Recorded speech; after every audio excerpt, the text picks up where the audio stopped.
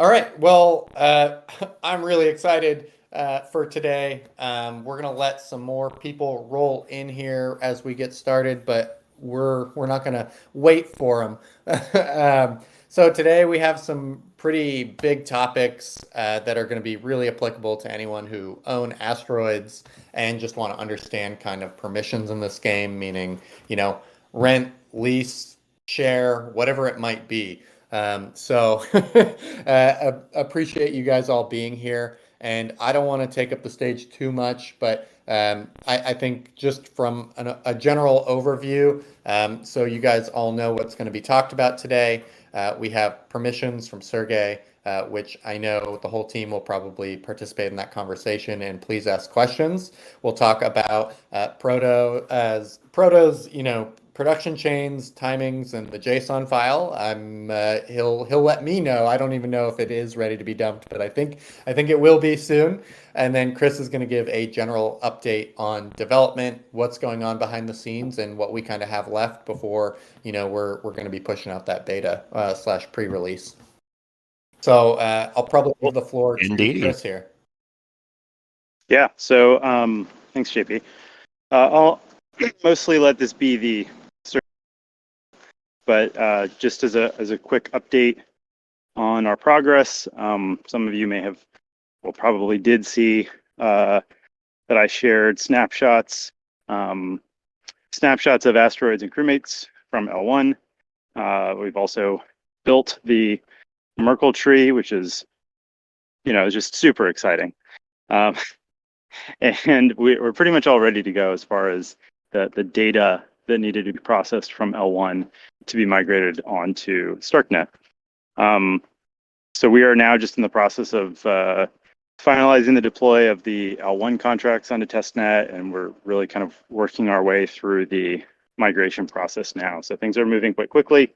A lot of ongoing work to kind of finalize the API changes, which will ultimately be I believe the V3 of the API.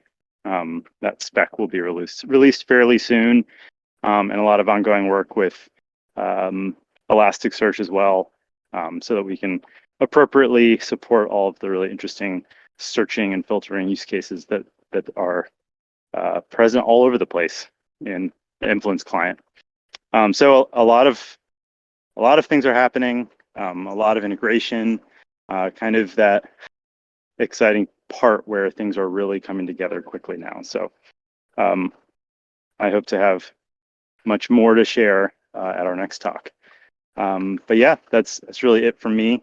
I'll turn it over to Sergey. Cool. Yeah, thanks, man. Yeah, I'm here to talk to you guys about permissions and policies and agreements. Basically close the loop on the stuff that I fronted some mock-ups for you guys a week ago about just one piece of the system, and here I'm here to talk about the whole rest of it. But otherwise, very excited, and yeah, thanks again to Chris and Noah. I'm taking on the fun part because I get to walk you guys through the pictures, but for a little behind the scenes, the system itself was designed by Chris and Proto.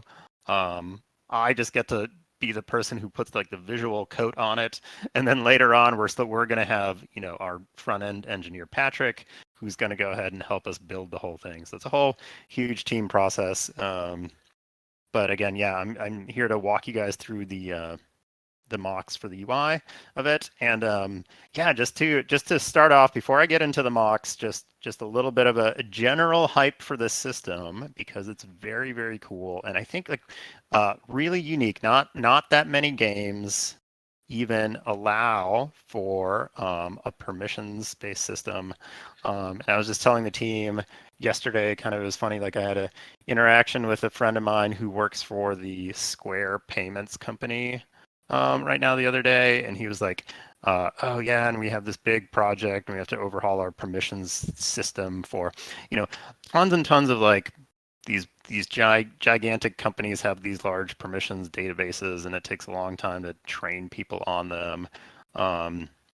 And generally speaking, it is a very in-depth, pretty gnarly to handle system. And we're doing something, well, not exactly to the scale of what Square is doing, but we're putting permissions in a game, and that is really cool in and of itself, because as I was mentioning before, we have a lot most MMOs, I would say most MMO style games have very little in terms of permission delegation, largely because they're pretty single track kind of theme park focused things where you are given a single account and you accumulate stuff onto that account, and there's very little kind of in the way of player to player trading and cooperation and all the other stuff that we hope influence is going to be filled with when it comes to players playing together by combining resources, using each other's buildings, like in the sense that, like, in most other MMOs, if you build something, even if you build a workshop, that workshop is yours to use, but you can't give it to a friend.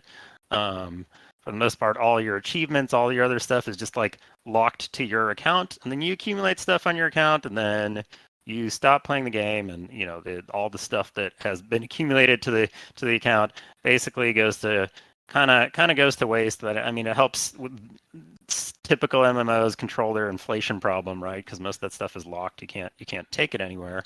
But it just shows the very different approach that we are taking to the vast majority of stuff in this game.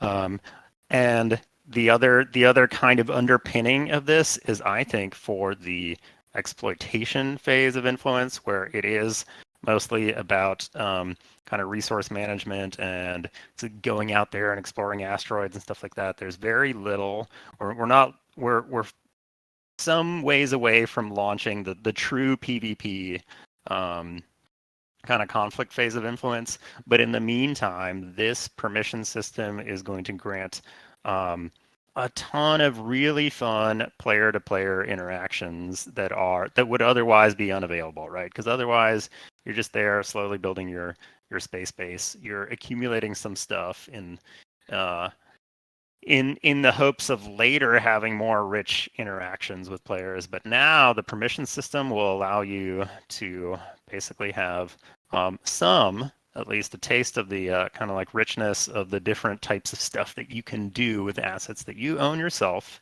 in this game and will forever own, by being able to fine tune control over whom you can like lend, rent, borrow, etc. These things too. So yeah, with that said, I'm gonna dive in and walk you guys through some UI flows for how players will interact with stuff based under this permission system.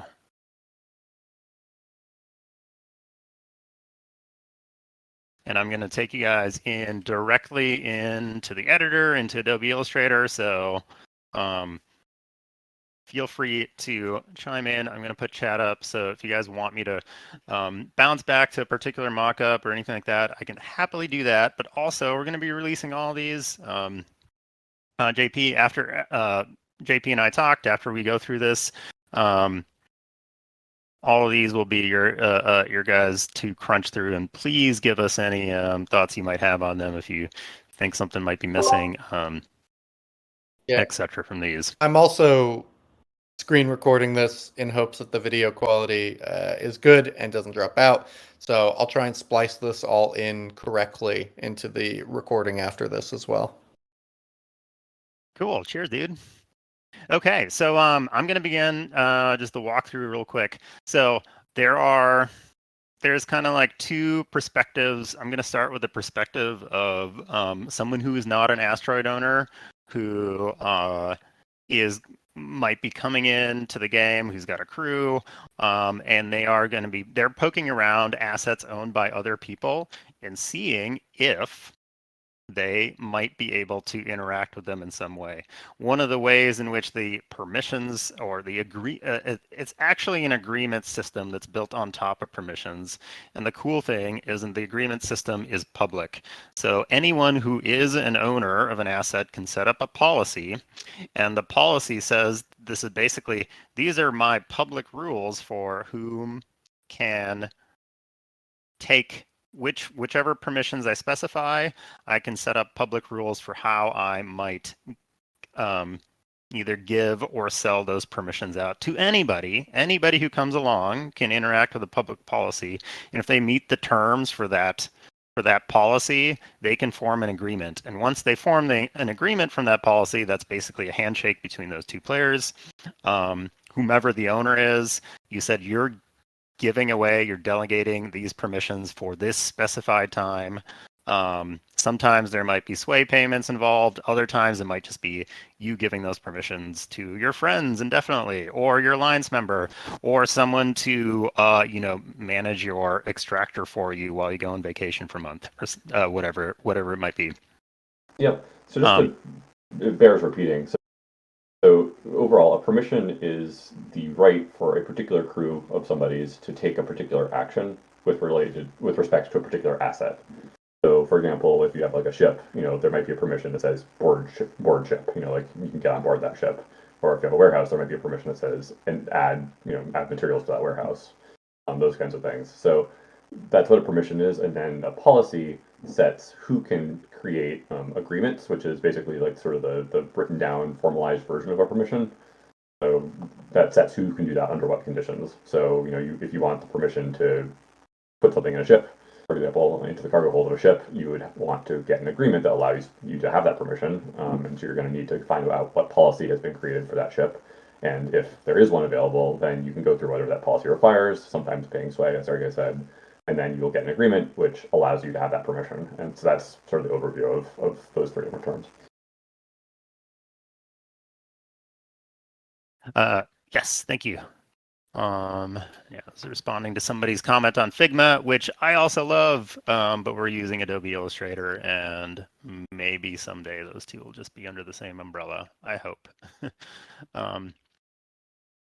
Anyways, yeah. So the info panel, I'm gonna hop in here. So this is if you arrive at somebody's asteroid and you are not the owner of that asteroid, you're gonna start with there will be an informational panel that tells you all the things. The baseline things about that asteroid, such as which is the crew that's currently managing it, kind of how many lots there are to build on the asteroid, how many of those lots already have buildings on them, and basics like ships in orbit. The public description for the asteroid is going to be, I think, super useful, a super flexible way where you can just input a string. It's going to tell people whatever they want to know about the asteroid. In a game like Influence, which is highly decentralized, it's going to be we're going to have limited asteroid chat, but we're going to need, this is going to be, I think, super key for communicating to people when you have policies that are highly custom, or, this might be an alliance asteroid. But if you really want, to portion off a parcel of your asteroid and be like, hey, anyone can own this part, you can rent it, but hey, this part is just for a base for me and my alliance.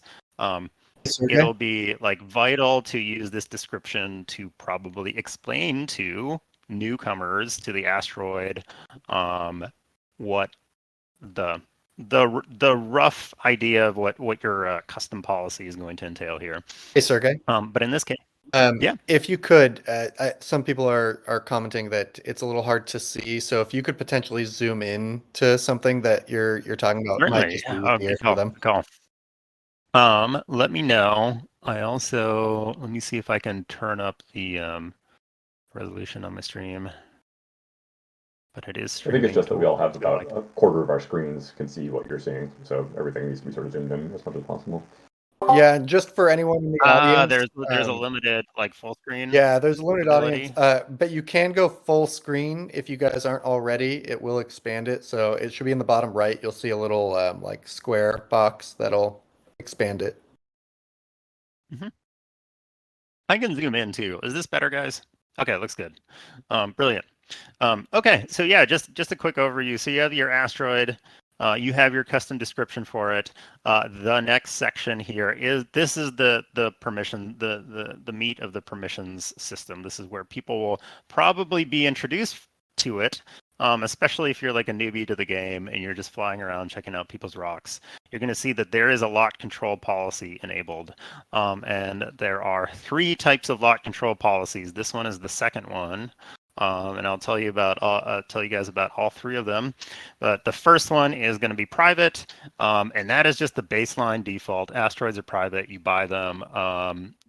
Nobody can like legally go and build stuff on your asteroid. They can go and, quote illegally squat and build stuff on your asteroid, but whenever you want, you can just assume control of that stuff. So that's a highly risky move, but we have included the squatting system for a reason too, that we don't want a ton of asteroids to just be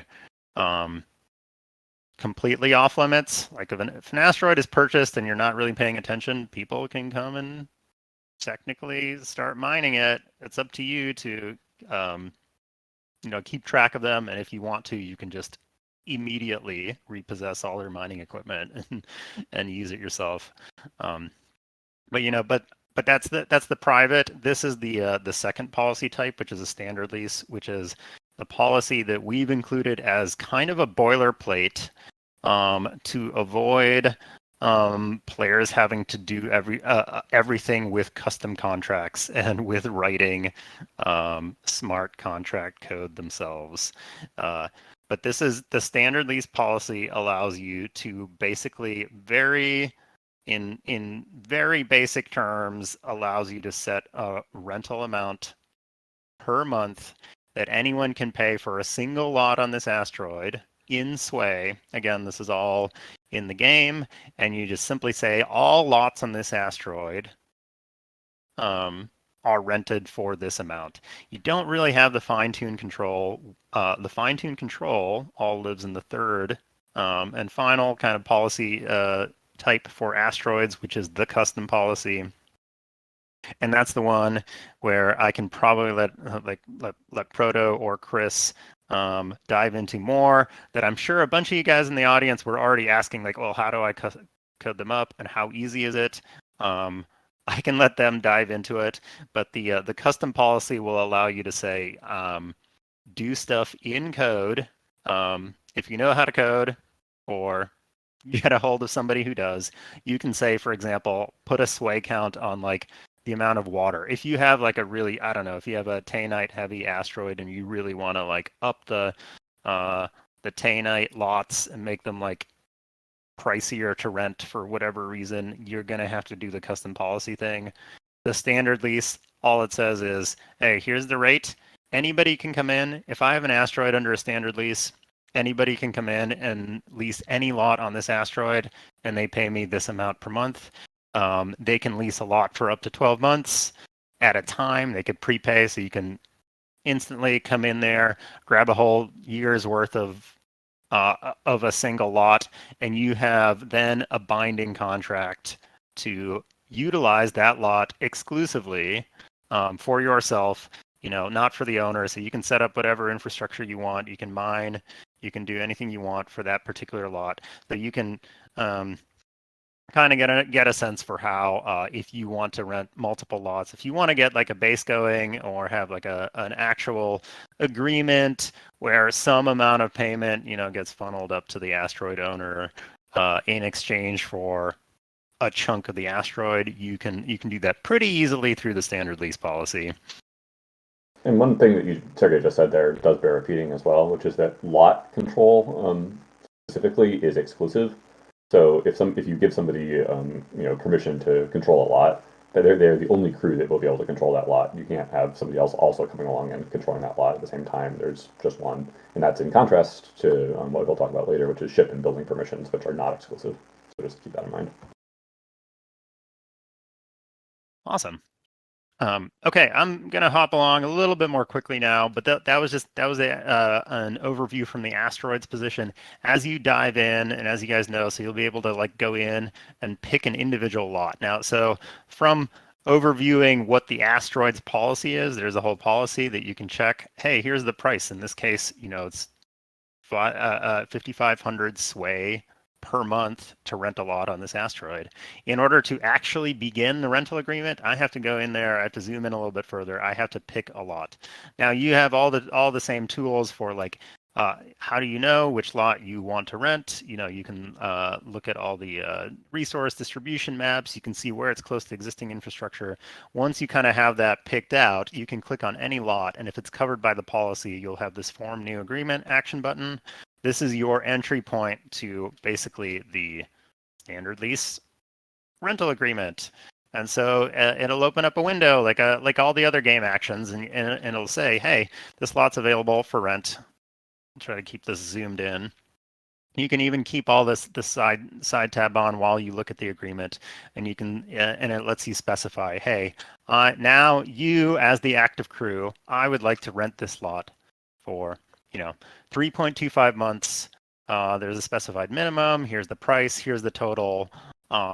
If I want to do this agreement, this is what this button is, and this is the like handshake button. It says, hey, I want to accept this agreement for the lot. Now I will have at the end of this agreement, the agreement for 3.25 months for lot 43443 will then be initiated between me and the owner of the asteroid. And then you have an agreement. And then so you might wonder, well, what's next? Well, what's next is we have this lot agreements thing, which allows you to review. It's a lot agreements, basically a list view window, very similar to advanced search, because you can have, on asteroids with thousands or hundreds of lots, you might have lots of these agreements. But this is a very simple walkthrough of, hey, you just rented your first lot. You just have one agreement, and it's on this asteroid. I just rented one lot from the owner of Unobtainium. It's right here. Here's all the details of it. As I continue to add more agreements, you can even see the time remaining that's ticking down on my standard lease. So you can see as your agreements are kind of nearing their expiration time. And if you have a lot of them, there's a bunch of advanced functions to allow you to find that specific agreement that you made, because these things could get quite complex as you continue playing the game.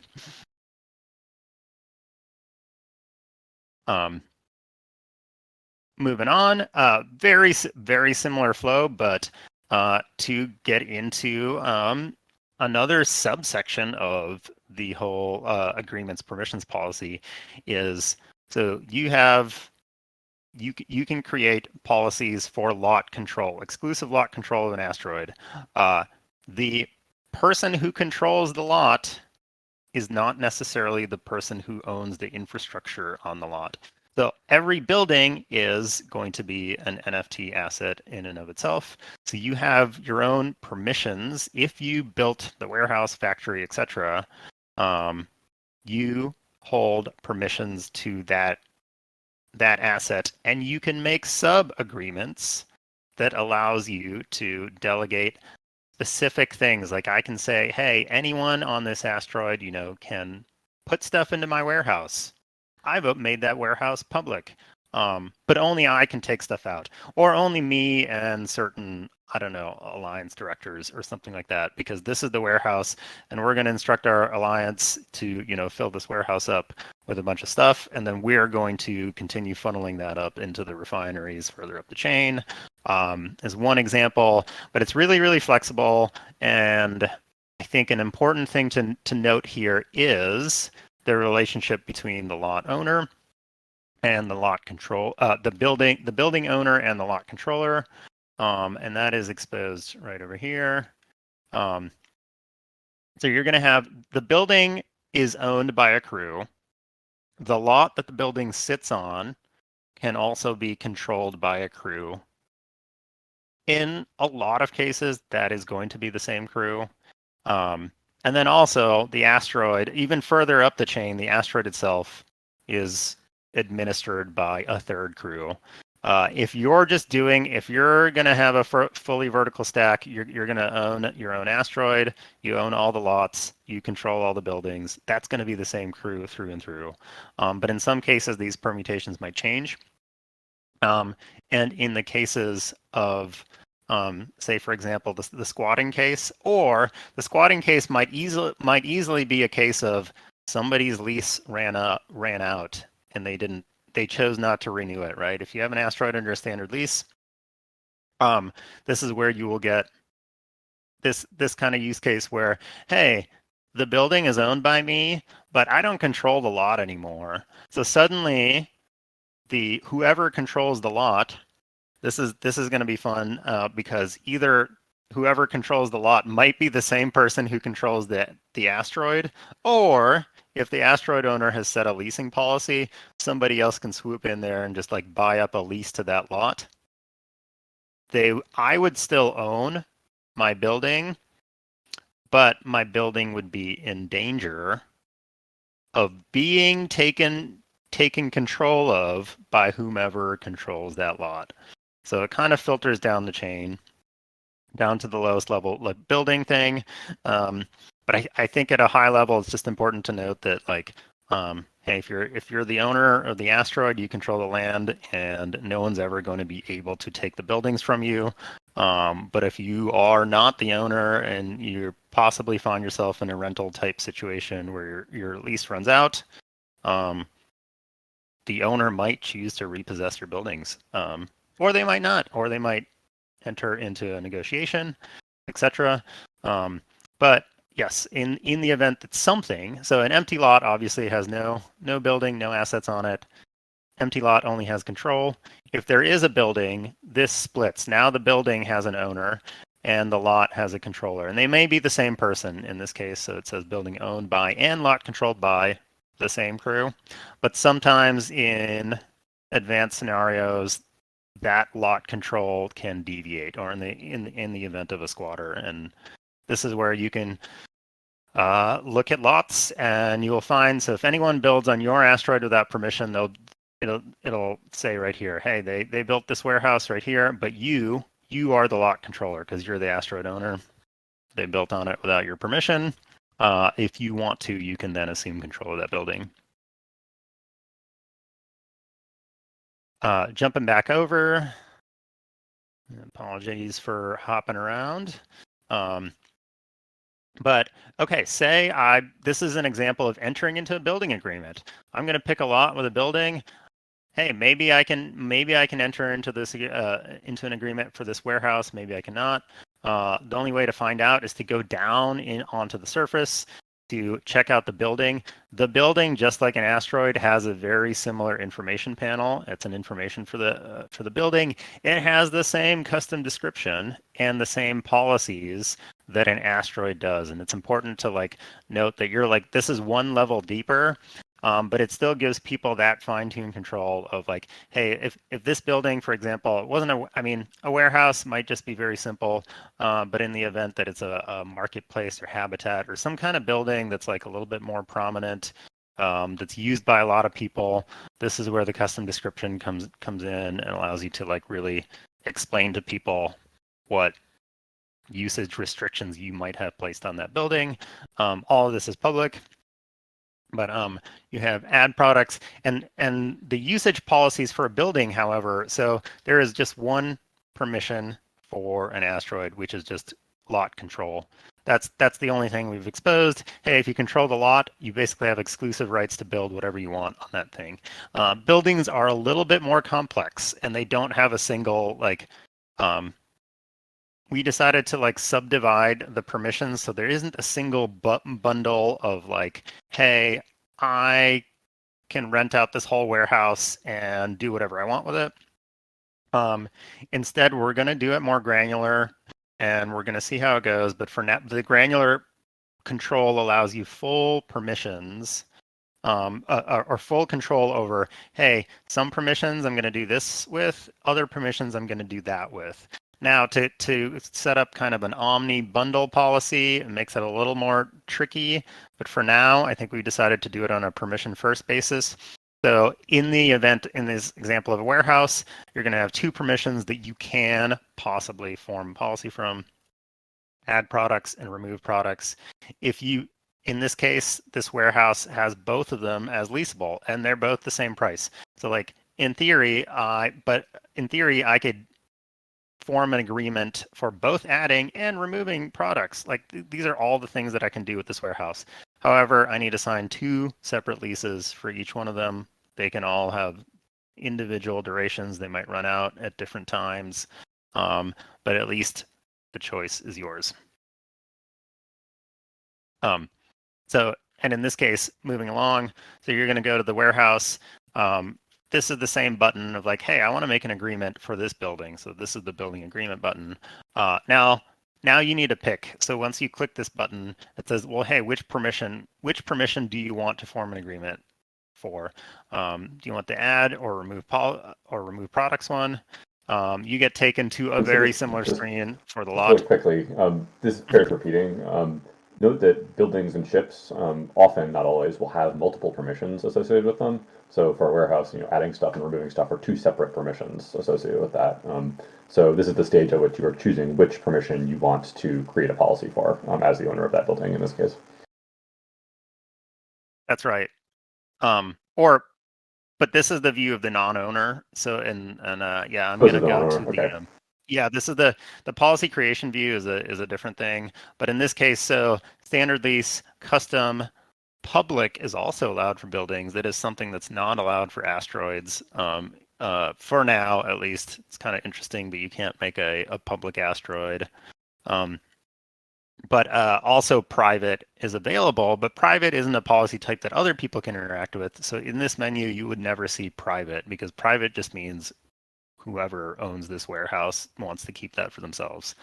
But here's all the things that I can do to create an agreement for the usage of this warehouse. That takes you to a very similar screen. There is going to be, actually, I will hop into the actual windows themselves, which are in a different part here.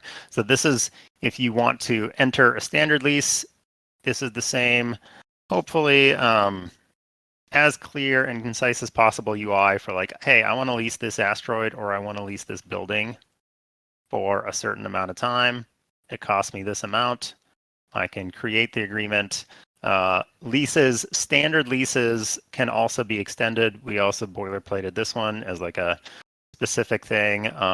If you have an existing lease, you could just tack on X amount of time onto that lease. It'll just, extend it, as opposed to, having to manage separate leases for different durations. And all of this is available up to 12 months. This applies to all agreements, by the way. We kind of wanted to put a maximum cap on them, something that was relatively approachable to people and understandable in human terms of like 1 Earth year. Is as long as for now we're allowing people to create agreements for us, so that you know that there will be some churn after a year, the longest period of time. Things will lapse. You'll have to come back at least every 12 months to renegotiate with your landlord or whatever for stuff, or your friends, or however it goes. This is the example of the custom contract. If a lot or building permission or anything like that is subject to a custom contract, which means this is something that's written in is it Cairo? Is that right? That is right. That is right. Take of that what you will, but you're going to have to learn Cairo, which is a Rust derivative language to code your custom contracts. But if you know it, you'll be a master of influence custom contracts. And the way in which custom contracts work from the game's client's point of view is, this is an interesting touch point where the in-game world, the world in the client, does go out and interact with a contract that's residing just, on the blockchain itself. So what that means is you can't look at the code of the contract. You're going to have to copy the address and you're going to have to paste it into something that can read that custom contract, and you're going to be able to parse the logic there. And that includes all of the UI work that might be associated with the custom contract. As far as I know, this is like a totally wide open space. You could be, I don't know, your custom contract could be like, enter your age, enter the number of coffees you've had today. It could check whether your wallet is on a whitelist of Alliance members. It could check underlying, you could call to the API and check some underlying things about the lot in particular, such as, like setting a particular price per resource. You could do whatever you want, but that custom contract resides outside of the game client. So the way in which people will interact with custom contracts and the way in which I think we're trying to make it as friendly as possible, because I kind of have, we have this intuition that at least custom contracts are going to be super powerful, but if we hide them behind this kind of like advanced user, you're dealing with this unknown thing that somebody coded, it could cause a lot of people to shy away from them. So we're trying really hard. It is actually a tricky thing to make this as approachable as possible. But from the side of like I want to give my 5 friends access to this asteroid, but nobody else, kind of thing. Your 5 friends will probably be signing over custom contracts for the lot, unless you want to let them squat, and like try to pick out the other squatters. It's another option to run your asteroid. But custom contracts are going to be something that I think a fair number of people will be interacting with on a frequent basis. Yeah, and the way in which it's Oh yeah, just wanted to call out. I'm actually talking with StarkNet right now. In the near-ish future, we might run kind of a developer-focused group to try and get you guys to learn how to make these types of things and utilize influence as kind of the basis for that. So maybe that class that happens could be around custom contracts. Yeah, exciting. Yeah, indeed. I'm going to see how easy it is for myself to create one as a, I'm not an entire programming noob, but I'm not a coder either. So I'm super curious how quick it will be to be able to create a simple custom contract, such as let my friends play on this asteroid, but nobody else. But anyways, the interaction mode for custom contracts, we tried to dumb it down to simply red or green. Like, hey, your account, the custom contract will check a validation against the account or wallet that's currently connected and says, hey, do you meet the terms for this custom contract? Because the terms for a custom contract for a lot, it's all permissions based, but for an asteroid, it's just, do you control this lot? So it's that is the permission that's granted. Now, any number of things in the custom contract could grant or not grant the permission, but it boils down to, hey, do I meet the terms of the contract? If it's green, it's that the contract allows me, then I can create an agreement. Then the agreement is created for me. If it's red, I would, this is basically when you start interacting with any custom contract, it'll start by calling the contract at the address, checks your wallet against it. Hey, does your wallet meet the terms? It's red. Now, if the terms involve like, oh, pay me some amount of sway to the owner, you might need to go into that custom contract and interact with it outside of the client by sending X amount of sway. If that is what's specified in the contract, you send over X amount of sway, you hit refresh, the contract says, hey, I've received your sway, now you're valid, it's green, now you can create the agreement. So that's basically the pathway to interacting with custom contracts, and we hope that it'll be simple enough for a lot of people to do. right away to create all kinds of like interesting things you can do. Like I think one of the fun examples that just occurs to me, like I don't know, like if we do live streamer giveaways or something like that, and this were a thing, you could just say, actually, hey, any of my followers, I am going to open up this prize in this warehouse. I'm going to put a custom contract on it. If you are in the, I don't know, if you're in my follower whitelist, you can get the prize, first come, first served. If you're not, then you're just going to get a red, permission denied kind of thing. So lots of super interesting ways to create to delegate permissions in a code-based basis. Yeah, you're gonna jumping back over. You're gonna get the same exact screen to manage your permissions that were granted for each building. Now, it'll be noted that this and the asteroid screen look very similar, but you're going to have to tell that, hey, these are all my lot agreements. You want to zoom in a little bit there, Sergey? Yeah, these are my agreements specifically for Joe's Space Stash. It has its own list, just like every other building on every lot will.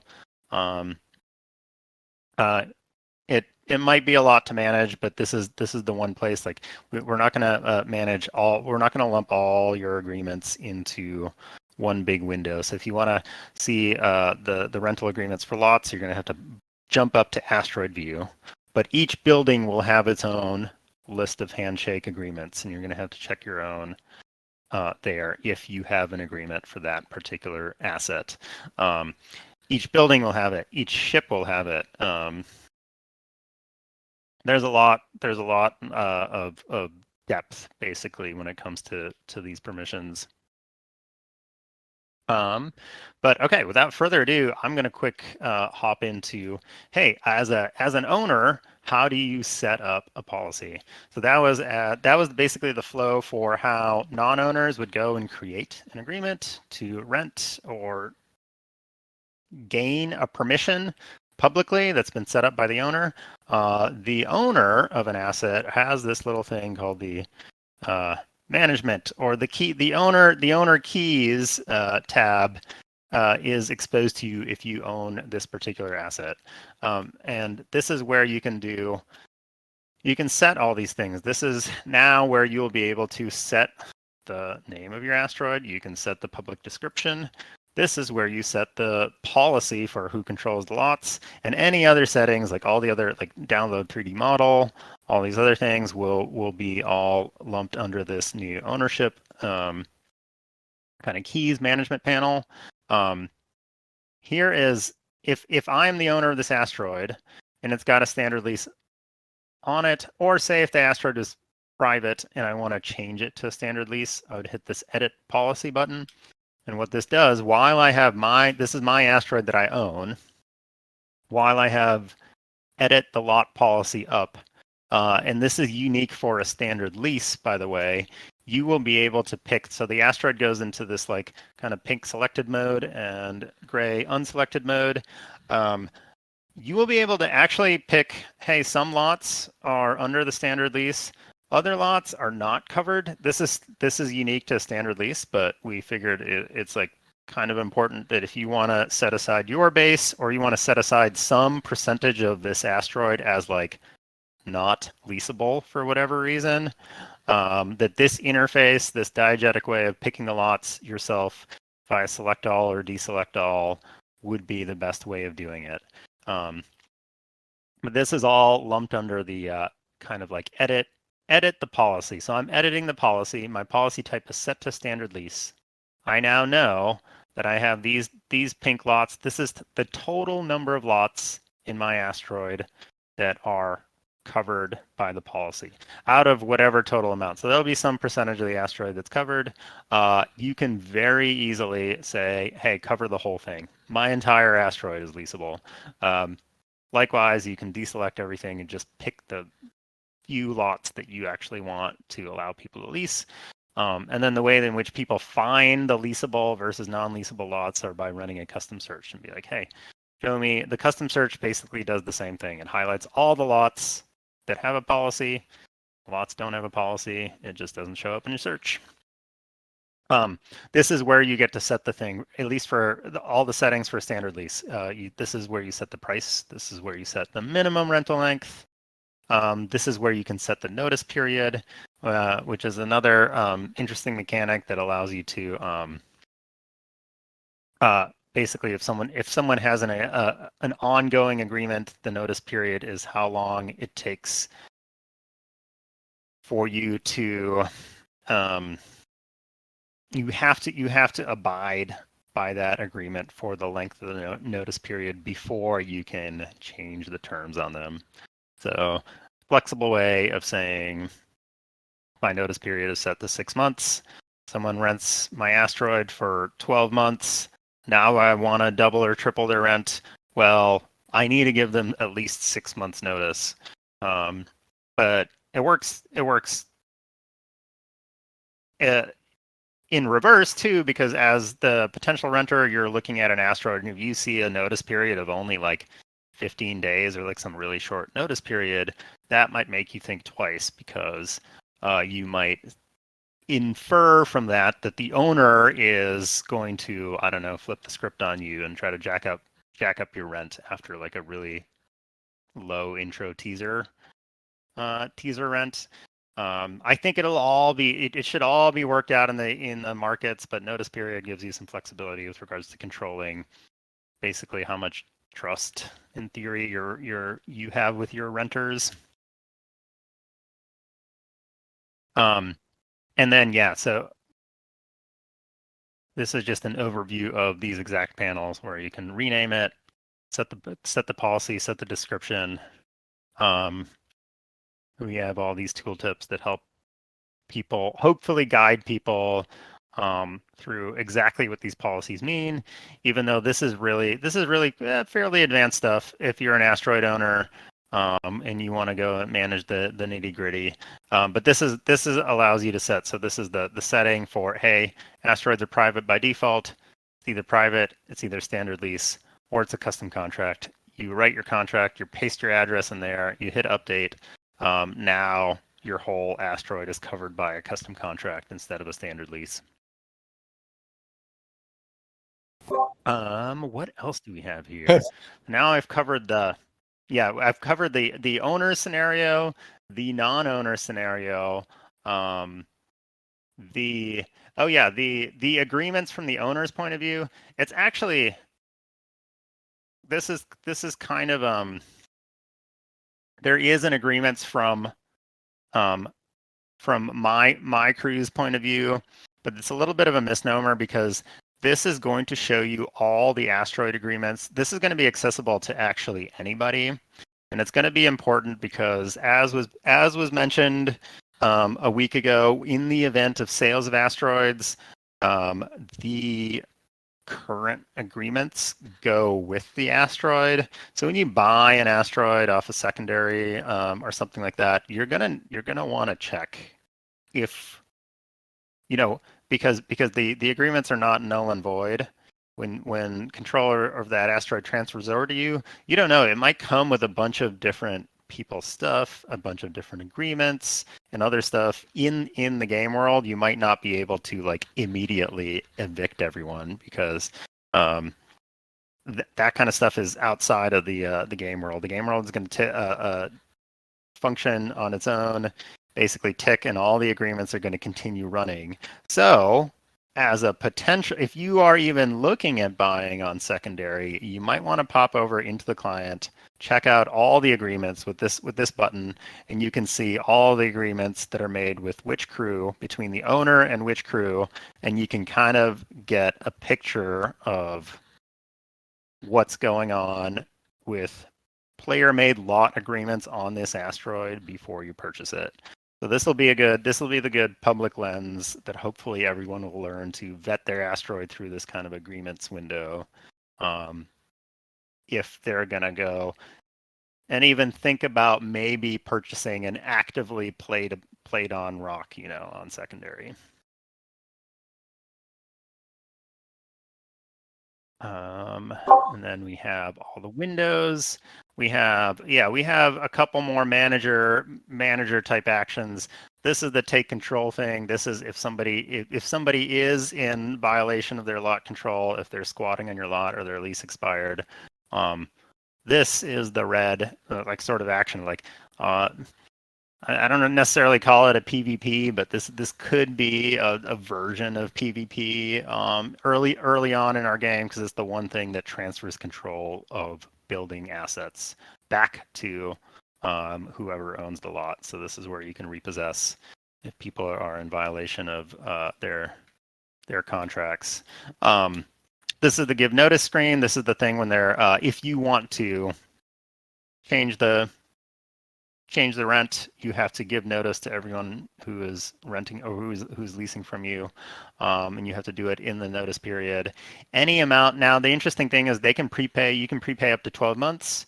But your notice period can be whatever. So in the event of that excess, if they prepaid for 12 months, but your notice period is only 6 months, you can give them notice, but the extra 6 months of rent that they had already put into that contract, you got to give it back to them. So you can only up to the notice period. Their lease is going to exist, but if they've paid over it for some amount, as the landlord, you're obligated to pay them back any excess rent. So this is the paying excess screen. And then there's a couple other administrative screens that we just went over this morning about how to basically set your crew up as the administrator or set somebody else's crew up to administer your asteroid in your absence. And we got the info panel designs, which we basically already covered. So I think that's actually it. That's the nuts and bolts of the system. I'll happy to take questions or zoom in into Sergey. things as needed. One, I just want to publicly say this is incredible. I know how much work this has been for you to create, and between you, Chris, and Proto, this is looking absolutely incredible. I think there are some very obvious questions that maybe we can just answer up front, and as soon as the game is in pre-release, we can probably demo all this stuff, and we can do a good job about like kind of making times where we can do this. But if you are someone who wants to rent a building, let's say a warehouse, and you're looking for a publicly available warehouse, how do you filter for that, or can you? Yes. So you would go, that would be done under this little icon, which is the advanced search icon. That allows you to go into, well, actually, I take that back. The advanced search icon allows you to search for assets belt wide. If you want to, on an asteroid, there is this thing which is called lot search, which is basically very similar to a belt wide asset search, but it's like scoped to this asteroid. So if you want to go into here, this will put in pink on an asteroid every single building that meets your search criteria. And among those search criteria, you would pick, there's building by type. So you deselect all of them, check warehouse. So to show you all the warehouses on this asteroid. And there is another whole little like fold out there that is under policy or leasable. So you would also put a second filter on there that says, hey, this warehouse has a policy applied for it. Now I'm like struggling to see, like, can you, I can't remember if we allow you to like pick the specific policy type. Like, can you say like only standard lease or not? Yeah. Like I think the answer there is that we designed the building filter, the lot search building filters before designing all this. So we might want to think about possibly adding a few extra filters for different policy types, that kind of thing. Mm-hmm. But we'll probably revisit that when we're implementing that, and we'll have more information then. Right. But those are the broad strokes. So in theory, you can run a custom filter, and all of the warehouses with a lease on the whole asteroid will be highlighted in pink. So you could easily go to each one and then inspect from there. Yeah, thank you. Proto, And Chris, I know you guys have been answering questions throughout this, so thank you. You're more familiar with this stuff than I am, as you guys have all been building that together. Were there any questions that stood out that might be good to just voice here? And honestly, there were just a ton of great questions that I would recommend everybody just read the chat because it would take another 20 minutes to go over them all again. Yeah. Yeah. Yeah. Before I know it, I blabbed for nearly an hour. So maybe we can just put the mocks up, and we'd be happy to hang out and answer the questions in general Discord chat after. Yeah. I'll go ahead and get those images. I already downloaded those.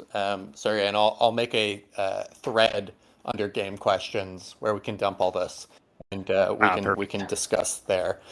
We only have a few minutes left, and I do want to make sure that Proto can just kind of give some details on production chain timings, JSON file, things like that before we close out. So, Proto, do you want to take it away? Sure. I'll keep it really short. I think I'll just say that I'm hoping to have a sort of informal AMA on Thursday, maybe at the usual time, just to hopefully have the production chains JSON minus the volumes for products, but hopefully everything else. The pre-balancing version of that, hopefully that'll be able to be released before that. So I would love to just take the time and talk through that with you guys, or just dig into questions there. I know that it already sort of maybe leaked a little bit a couple weeks ago, so some of you. This will not be the entirely first time you'll have seen some of this stuff, but yeah, I would love to talk about it then. Yeah. Thanks again, guys, for coming to our rescheduled AMA, and awesome that we have the crowd that we did on a off day. Indeed. Appreciate all you guys coming. I also just want to highlight, gnarly. Thanks for calling it out. Just the innovation of this, policy system. I think a lot of us here are tech nerds. We like blockchain, but we're focused on gaming, and I think a huge part of gaming culture is that kind of like mod culture, the third-party applications, and I think this system gives nearly infinite amount of just whatever you want to build, you can hook into this game on top of this system. And I don't think it's something we've seen before, in at least in blockchain. And I think the ramifications for this are pretty limitless, from really interesting lease policies to mini games that you could basically create around someone does something first and they get stuff in a warehouse, on this asteroid. There's lots that you can do here. So if you guys are interested in, maybe learning more about these custom contracts and everything, I know Chris and the team is working on kind of the SDK and everything that will, support you guys being able to build it. But please let me know, because I am trying to coordinate in the future a time where we can have those people who are interested learn a little bit more about Cairo directly with the StarkNet team. So yeah, just ping me and I can make sure to get you on the list.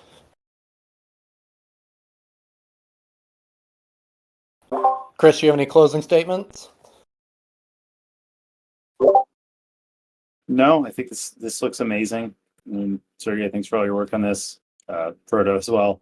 I think it's, things are getting really, really close. I know everybody asks when. I promise we will tell you as soon as we know. I just want to make sure that we can give you a date that we are confident in. But things are moving very quickly right now.